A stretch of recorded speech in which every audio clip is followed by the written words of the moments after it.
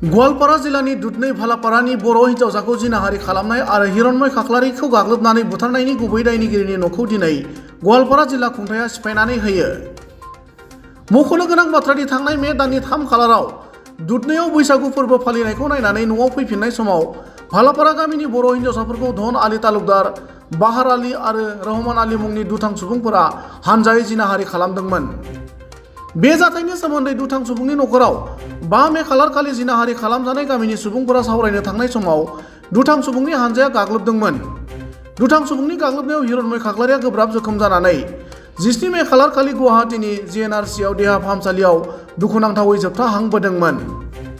बे जाथायखौ लानानै एबसुजों लोगोसे गोबां हानजा आफादफोरा दायनिगिरिफोरखौ गोख्रों साजा होनो दाबि खालामबोदोंमोन।